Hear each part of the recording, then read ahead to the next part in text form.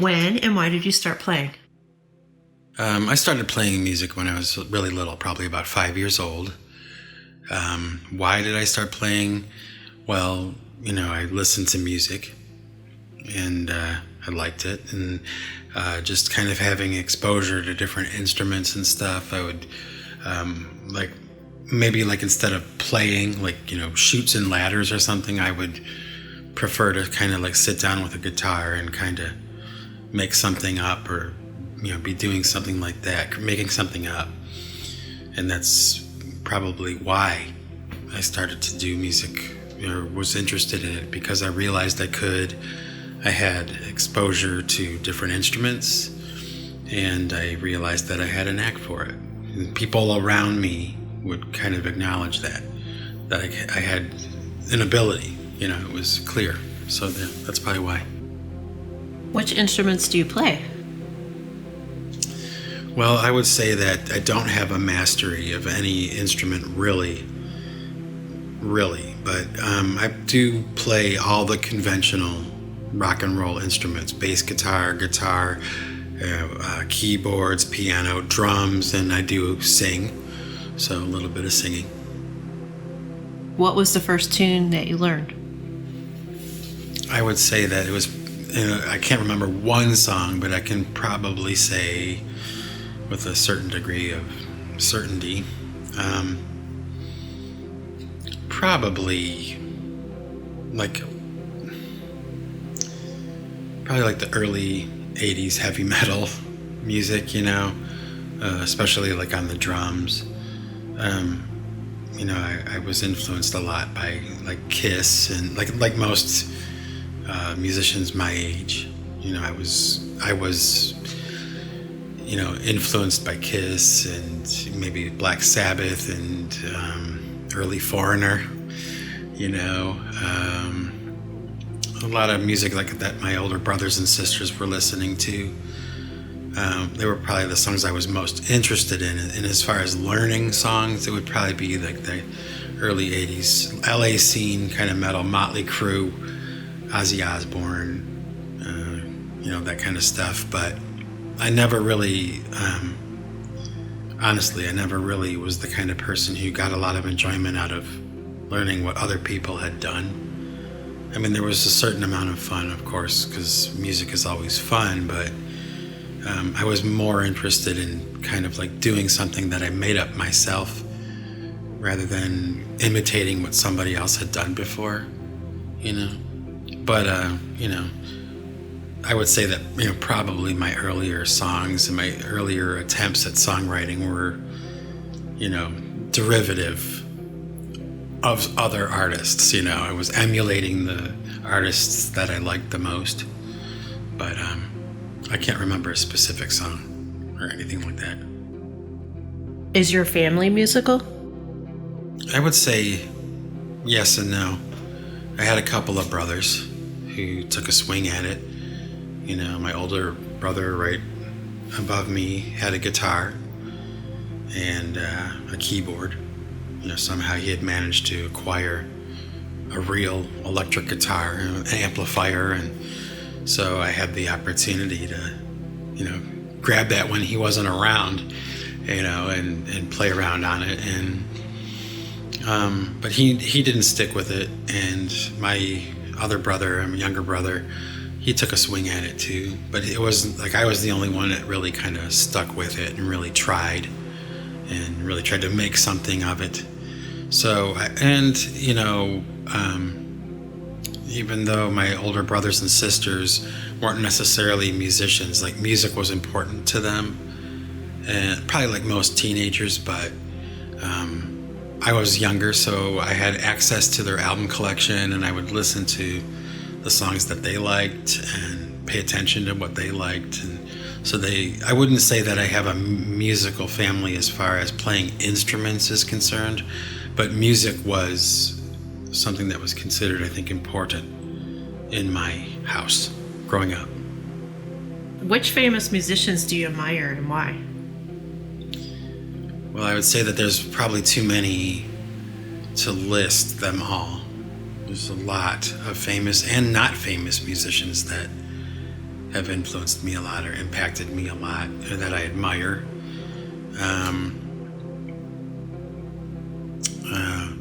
A few that come to mind right off the bat, I would say Enigma, Michael Cretu from Enigma. I'm like really impressed with all of his albums and all of the things that he's done. He's very creative in the studio. I really admire and like Enya, somebody like her who does it like by herself, along with an engineer, of course. But let's see, the Mission UK is a band that comes to mind, especially a lot of their guitar work, 12-string acoustic guitar work, the vocals, the lyrics. But there's just so many. I mean, Bjork, as a singer. Especially there's this performance of her on a show called Live with Jules Holland, and I forget exactly what song she's doing, but her performance is just so like on the nose and so primal and so well done. And she's just another example of somebody that I admire, so. Are there any drummers that you admire? Yes, there's a lot of drummers that I admire. Again, probably too many to list them all, but yeah. As a drummer, I guess I can go with the basics, of course. Bono, because he's like the granddaddy of this whole thing. Neil Peart from Rush, huge impact on me, and probably most other drummers. Of course, Stuart Copeland. I'm not so much like a Buddy Rich fan. I'm not so much impressed by that kind of stuff. I've never been the kind of drummer that was really impressed by the fancy time signatures and those kinds of things. I've always been kind of like a meat and potatoes drummer, kind of like that AC/DC style of drumming, where it's, very simple drum beats and, like I call it, crack and thud drumming, where it's just so basic and so simple that, you don't even have to think while you're doing it. It's like there's an expression I use, it's called close your eyes and swing, those songs where you can just, it's so basic and so simple that, you can just close your eyes and just drum. You don't have to worry about doing drum fills. You don't have to worry about any of that stuff. Just straight, simple stuff, kind of like the AC/DC, kind of Led Zeppelin kind of thing, like just crack and thud, close your eyes and swing. So, like the drummers that I like, I think are a little bit different. My tastes and likes and dislikes as far as drummers are concerned, I think I've always been kind of different than like my peers. It's probably a little bit more than you're asking, but it's like the things that are important to me are not the same things that are important to most of the other drummers that I've known or that I've actually spoken to or something. Which famous musicians have you learned from? Well, I would say that I definitely haven't learned directly from any famous musicians. But like, whose example do I follow? I guess that would be like a different way of phrasing that question. And then I would have to say, without even thinking about it, I would have to say Michael Cretu from Enigma, and Enya too as well. Like these producers that kind of are doing it on their own. Like, to me, like, I'd like to think that in some small way I'm kind of following their model. Doing it by myself. Enya and Michael Cretu from Enigma are probably two artists, and Bjork, I would probably say too. Bjork, they're probably examples of artists that I think have really done it right. Who was your first teacher? I never had one. I don't have one. I've never had a teacher. I never had a teacher teach me music. Describe your first instrument. Okay, describe my first instrument. You mean like describe the first set of drums that I got, or describe? Okay, I guess I'll describe the first set of drums that I got, because that would be my first instrument anyway. Yeah. Well, my first drum set was a really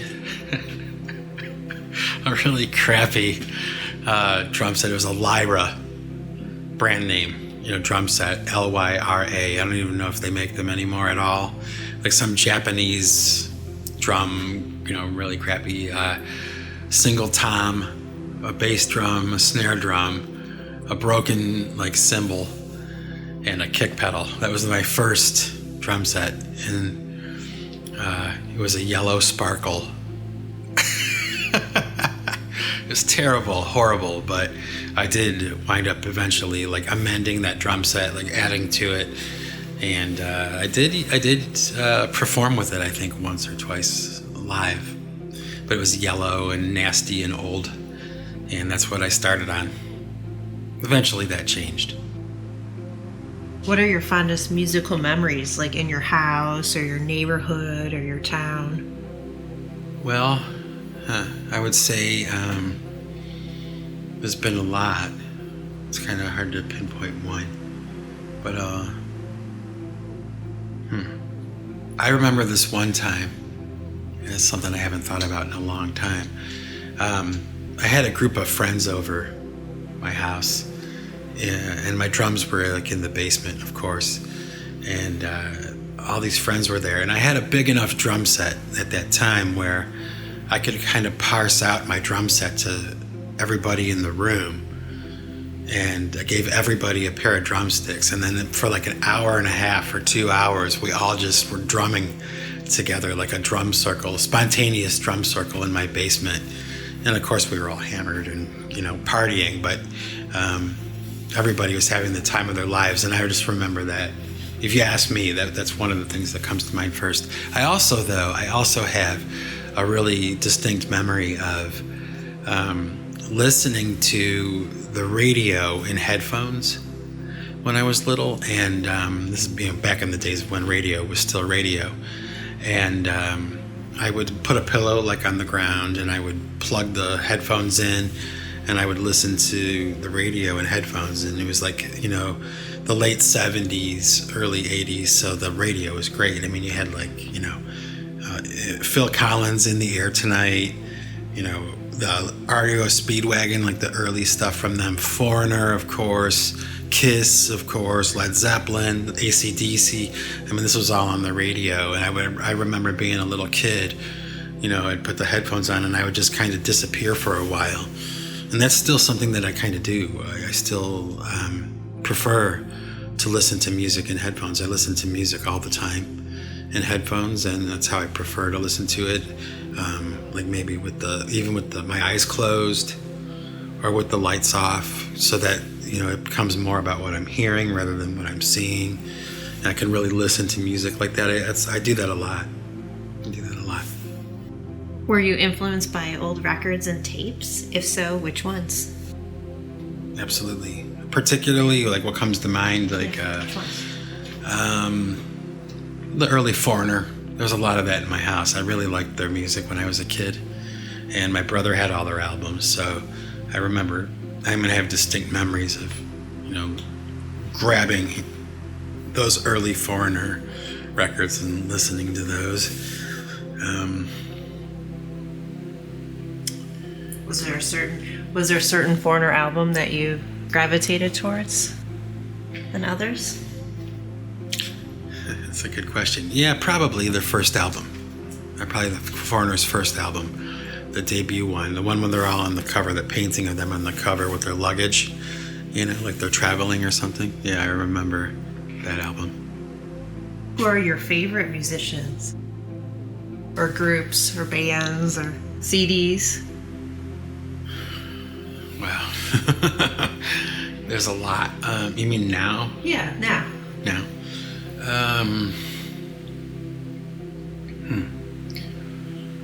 Well, that changes a lot. I'd say today in July 2020. Okay. I would say right now I'm actually listening to a lot of my own music. I spend a lot of time listening to what I'm doing, but other people, I would say one of the albums that I'm listening to a lot would be the Peter Murphy Live All for Love 2 CD set. That's a go-to. Anything by Enigma, any one of his albums are usually... I listen to Enigma probably the most of all the artists that I like. I get the most inspiration from what he's done. I listen to so much... Well, almost anything by U2, probably. Almost anything by Enya. Anything by... almost anything by Kiss. Something like that. Yeah. Have you been in any competitions? Have you won any prizes for your music? There's two ways to answer that question. Okay. No, I don't compete with anyone. But have I gotten any awards or anything? Yes, I have. I have done that. I've actually broken the Guinness World Record for the longest officially released song 3 times. So yes, I have done something, but I do not like the idea of competing with other musicians or something. It's not something that's in my nature, nor is it something I'm even remotely interested in. Do you perform in public? No, pipe choir does not perform in public. I mean, there was a time a few years back when I did maybe 5 or 10 shows, and they were really horrible because one, I didn't have any idea what I was doing. I was definitely more used to being behind the drum set rather than being the front man. I'm not as good at that. But the technology wasn't really there anyway, to reproduce what I was doing in the studio, like in a live setting. Like, I didn't have the resources or anything to get the equipment to really make that happen the way that it should have. And I think that ultimately it was kind of like a turnoff. So no, there won't be any pipe choir live concerts as far as I can tell right now. It's not something I'm interested in, but I would never rule it out completely. And I would say that too also. It's always kind of like in the back of my mind. I think about it, the possibility of doing something live and what that would look like and what I would want it to be, and I kind of imagine it, but I don't have any plans for anything like that. What about performing on the radio or TV? I would say I don't have any opportunities like that, but I probably wouldn't be interested in anything like that. I'm more interested in the idea of being in the studio, and it's kind of like, I guess maybe it's because the technology for me to be doing what I'm doing in my home is relatively new. But I kind of liken it to a painter with an easel and, that kind of thing. Like, how long have people been painting in their houses? Artists have been painting. Well, for me, it's really about the music. And for the first time, really, in the past few years, maybe 20 years, it's been made possible for me to make music in my house and release it like I have. It's like a relatively new technology. So I'm more interested in that, pursuing that, than I am in pursuing like live concerts or anything like that. How often and for how long do you practice? Well, honestly, I don't really practice anymore. And that's not a good thing necessarily. It's something that I've recently had some thoughts about, that there's, in a way, it's kind of not a good thing, that I don't practice as much. And it's only because a lot of the time when I'm picking up the instruments that I play, it's purpose driven. I have a song I'm working on, an idea that I'm working on, and I'll pick up the guitar and I'll play into the song, and then when the guitar is done, I put it down and I'm on to the next thing. But and that's just because it has to be that way. I'm like trying to stay on schedule or get things done. But I have had some thoughts about that issue lately. Like, I think that maybe I should sometimes just pick up the instruments and, play them just to play them. There's some value in that, but I just don't really have the time anymore. And, a lot of the time when I'm playing the instruments anyway, like when I'm recording into a song idea, I'm making something up, I'm kind of like improvisationally coming up with, ideas. Like I'm improving into the songs, and that's a form of practice. Like I'm experimenting or just coming up with something, and, however long that may take. So, it's probably not such a good thing that I don't just sometimes pick up those instruments and play, How do you balance your music with other obligations, such as your spouse, children, job? Well, I would say that's not very difficult to do. It's not hard to balance my life inside the music with my life outside of the music, because both are really kind of seamless. I spend the majority of my time in the recording studio, and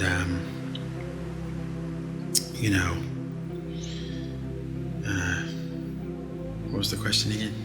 How do you balance your music with other obligations? I kind of like see it like they're all connected. Like, depending on what I'm doing, like I'm always kind of doing what I want to be doing, like with my time. So whether that's making a song, or it's cooking, or it's working outside, whatever it is I'm doing, I'm almost always doing precisely what I want to be doing. And to me, I kind of see them all as kind of like connected. Like making a song, growing a plant, making something out of wood, painting a picture, whatever it is, they're all kind of the same basic thing to me. So it's all interconnected, and therefore there's no problem with spreading myself out or whatever. What first got you into music? Hearing it, hearing it and experiencing it,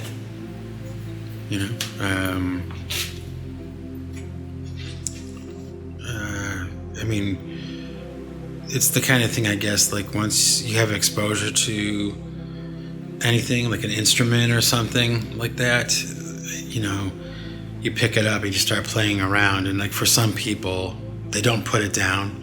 Some people put it down immediately. I was one of those people who didn't put it down. And, it's like you play a couple notes, you start stringing notes together. You can always hear another one after it. Like you can hear what could come after it, that kind of thing. And that's why, I think. Who or what inspired you to make music? Well, there's a lot of things, there's a lot of reasons or a lot of things that inspire me to make music or something. Like, it's not just any one thing. There's so much. Just living a life and, being around different instruments, being encouraged by different people to keep doing it, hearing it on the radio, watching people react to music, even on shows like when I was younger, there was American Bandstand or Soul Train. You're watching people dancing to music, watching people react to music, and that's really kind of what the whole experience is about, So those are the things that kind of got me interested in it. What made you choose music as a career? Well, as funny as it sounds, I would probably have to say,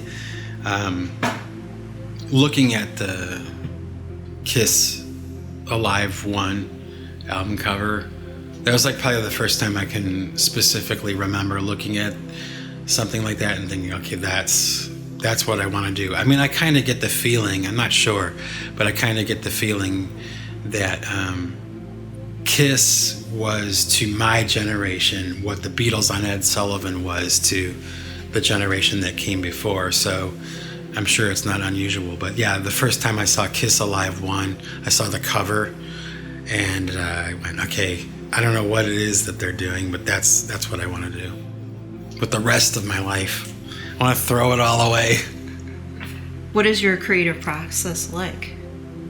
Well, I mean, my creative process is very eclectic. It changes a lot from idea to idea. I'd say usually, I start pretty much almost always. I start with a tempo and a drum beat, something like that. Maybe it's a drum beat that I've heard on the radio one day, or maybe it's a drum beat from a song I remember a long time ago, or maybe I just kind of make something up in my head, and I'll build that beat. I'll perform that, record it into the session, and I start there, kind of like a railroad track, and the drums are kind of like very important, very central to what I do. The first instrument is kind of like a railroad track for the song to ride on, like for me to build on. It's kind of like when you have like a sculpture. Okay, you're going to make a sculpture out of clay. In order to build something out of clay, you need to have an armature underneath it, right? To hold the clay up so it doesn't fall over, right?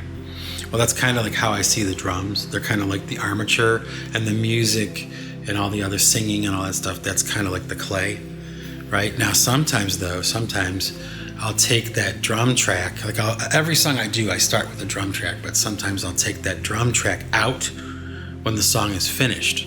And that's where I get a lot of the ideas for PC3 and stuff like that, is just by removing the drums from a track that I was working on. All of a sudden, it goes from this armatured clay sculpture, or like this, creature, this standing creature, to this jellyfish, because you take the drums out of that, you strike the drums from the mix, all of a sudden it becomes this, like a jellyfish, or like this amoebic kind of form, or cloud, a vapor. But then as soon as you put the drums back in, all of a sudden it becomes like this vertebrate or armatured statue of clay. You know what I'm saying? Who would you like to collaborate with? Oh man, there's so many. To name a few? Yeah, pick 5. 5. Okay. I would love to collaborate with Michael Cretu. I would love to collaborate with Wayne Hussey from the Mission UK. I would love to collaborate with Bjork. I would love to collaborate with, did I say Enya? She'd be up there. And maybe you too.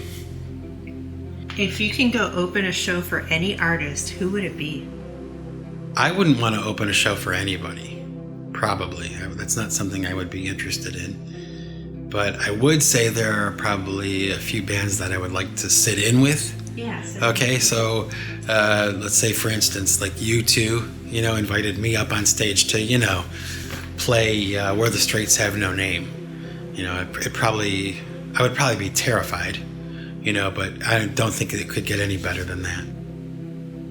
What is one message you would give to your fans? Well, I guess I would say thank you for listening to the music and the podcast. Thank you for using my music in your videos and on your projects and stuff. Thank you for buying my music, and thank you for listening, and stay tuned because there's a lot more coming down the pike. What is the most useless talent you have?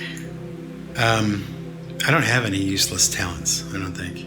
I think any talents I have, I try to use them. I mean, I try to capitalize on them as much as I possibly can, and that goes for anything.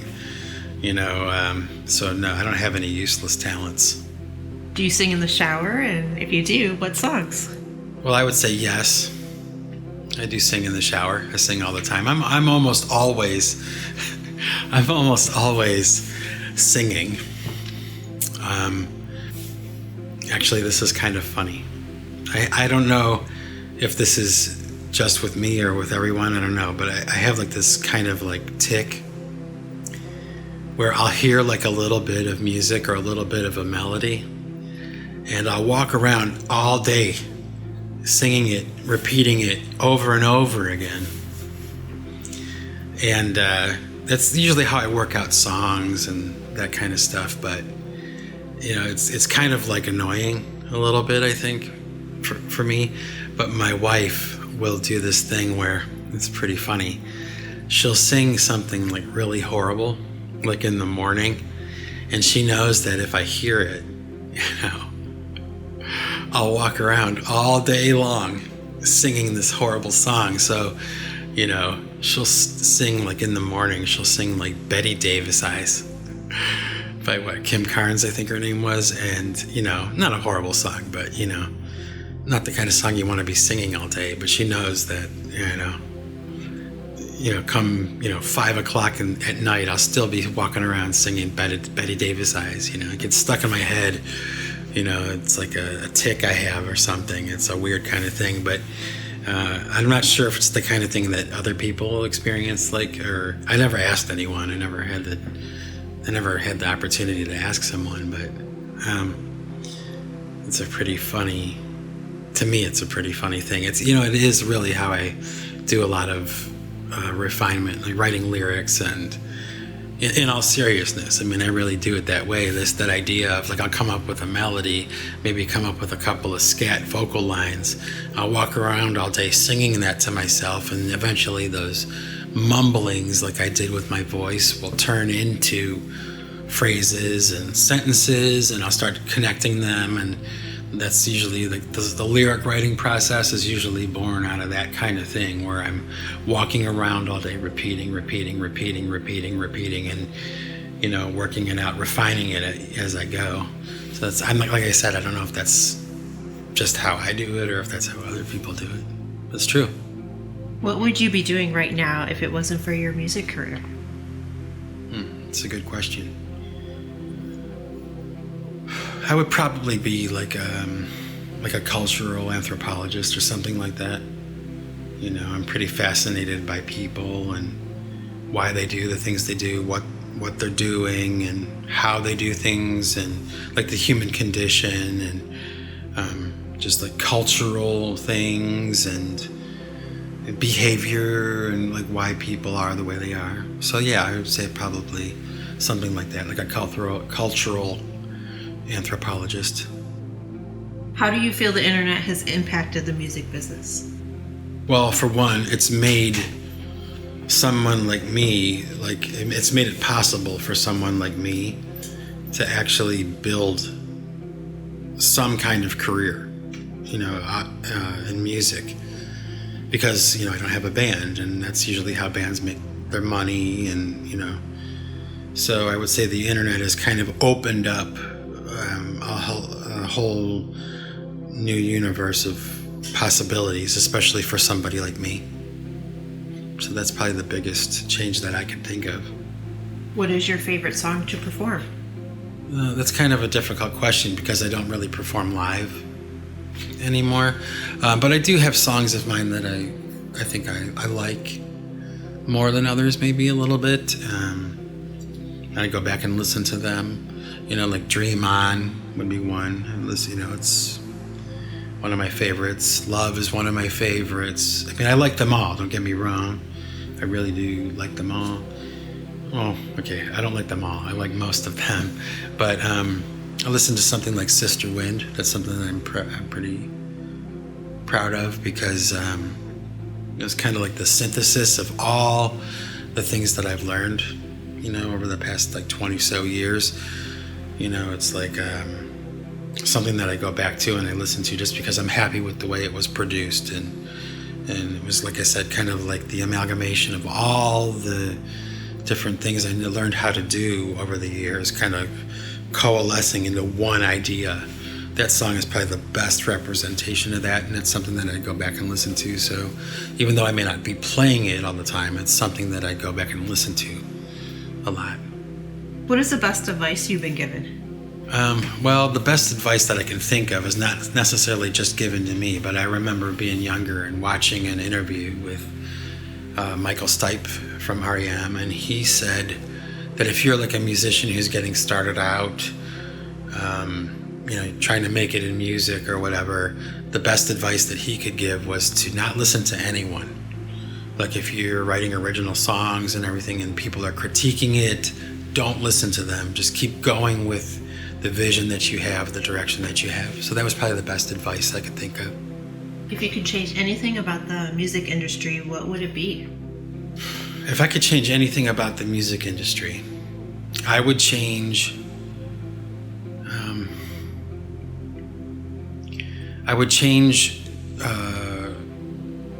licensing, copyright, and publishing laws. I would change it to Creative Commons attribution licensing. I think that's like the future of music. I think that music should be a lot like it is with this computer software thing, where you have these open source computer software engineers from all over the world, and they're all participating in the building of something. They're all remote, of course, but they all are contributing to this idea, a specific idea, refining an idea or inventing an idea or making an idea better. And they kind of like contribute their knowledge or their skill set, and they kind of forfeit that knowledge, and then other people do the same, and everybody's kind of collaborating, and in the end you have this remarkable product, right? Well, I kind of see music as the same way, like in the future, or maybe like if I had my way, all musicians would be Creative Commons artists. Everybody would be allowed to use everybody's music and, flip it, chop it up, remix it, do whatever it is that they want to do without any fear of like punishment or retribution, and that's something that I've really tried, I think, to communicate to all the musicians that I've talked to, or the musicians that I meet. I've tried to convert them, to the Creative Commons licensing thing, and a lot of them are just so hung up on the money thing that they just are not willing to take the leap or be flexible or whatever, even though I've tried to tell them that, ultimately, really, by giving my music away or letting people use my music for free, because I haven't given anything away.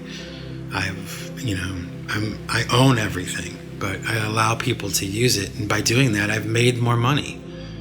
By allowing people to use it for free, it's been the best business decision I think I've ever made. What's next for you? Well, I'm probably going to continue to do what I've been doing, which is releasing new songs for pipe choir. I've been doing that for the past couple months. So I would probably just stay tuned for that. So continue with that. Continue with the podcast, of course, which is kind of like its own separate thing, and it's kind of growing into its own thing right now. So yeah, stay tuned for that. A lot of new music, and of course a lot of new podcasts.